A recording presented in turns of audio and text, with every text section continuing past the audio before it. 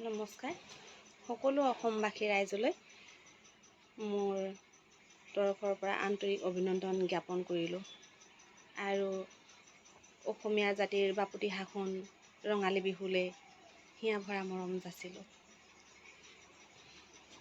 আজি বিহুলৈ বুলি ওলাইছোঁ,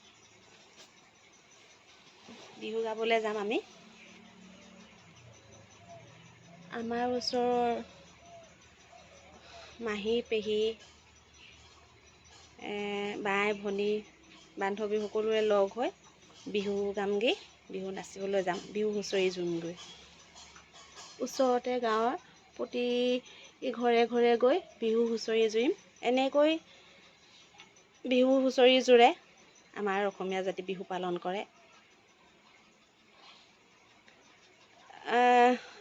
ডাঙৰ সৰু ডেকা গাভৰু বৃদ্ধ বয়স্ক লোকসকলেও আৰু কণ কণ মইনাহঁতেও লগ হৈ সকলোৱে লগ হৈ তেনেকৈ চামে চামে ভাগ ভাগ হৈ বিহু হুঁচৰি জুৰিবলৈ যায় গাঁৱত। প্ৰতি গৃহস্থীৰ ঘৰে ঘৰে গৈ বিহু হুঁচৰি গাই গৈ ৰং ধেমালিৰে বিহু গীত মাতেৰে নৃত্য প্ৰদৰ্শন কৰি শেষত গৃহস্থীৰে মৰমৰ তামোল পাণৰ শৰাইভাগ আগবঢ়াই সেৱা লয় আৰু হুঁচৰি যোৱা বিহু দলটিও গৃহস্থীক ভালে কুশলে থাকিবলৈ কাৰণে মংগলময় হ'বৰ কাৰণে যাতে প্ৰতিজন গৃহস্থী লোকে গৰু ছাগলী পৰা আদি কৰি জীৱ জন্তু সকলোৱে যেন ভালে কুশলে থাকক বুলি, বছৰটি কুশলে যাওক, মংগলময় হওক বুলি গুৰুজনাৰ এফাকি বাণীৰে এফাকি ঘোষাৰে ভগৱানৰ ওচৰত প্ৰাৰ্থনা জনাই এনেকৈ আশীৰ্বাদ দি বিদায় লয় হুঁচৰি দলটো আৰু সেৱা আগবঢ়াই লাগৰ শৰাইও আগবঢ়াই গৃহস্থীও হুঁচৰি দলটোক বিদায় দিয়ে। তেনেকৈ ধৰ্মীয় অনুষ্ঠানৰ নামঘৰৰ ভকত বৈষ্ণৱসকলেও আহি প্ৰতি গৃহস্থীৰ ঘৰে ঘৰে আহি পদতোলা পেলাই গুৰুজনাৰ এফাকি ঘোষাৰে ভগৱানৰ ওচৰত প্ৰাৰ্থনা জনাই গৃহস্থী ভালে কুশলে থাকক বুলি, কুশলে বছৰটো কুশলে যেন যাওক বুলি ভগৱানৰ ওচৰত প্ৰাৰ্থনা জনাই আশীৰ্বাদ দি যায়।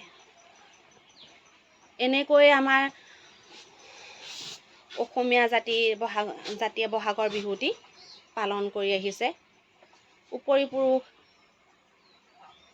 পৰা এতিয়ালৈকে আমাৰ বাপতিসাহোন ৰঙালী বিহুটি প্ৰতিজন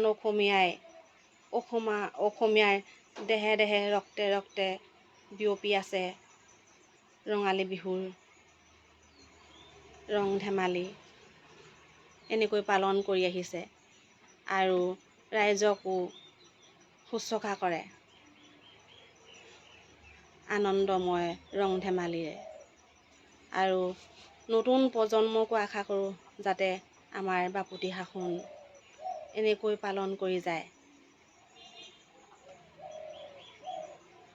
নিজৰ জাতীয় উৎসৱটো কেতিয়াও পাহৰি নাযায়।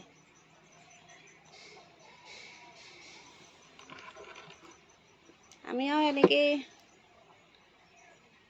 বিহু হুঁচৰি জোৰোঁ।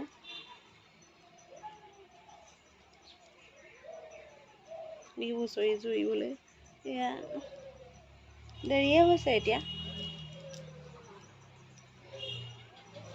বতৰটো বেয়া। আমাৰ লগৰীয়াসকল ওলালে চাগে, যাম আৰু এতিয়া লাহে ধীৰে।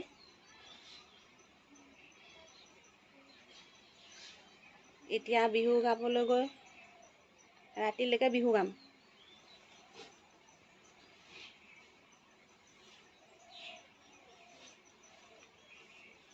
আপোনালোক ওলাইছেনে বিহুলৈ? সাজু হ'লোঁ।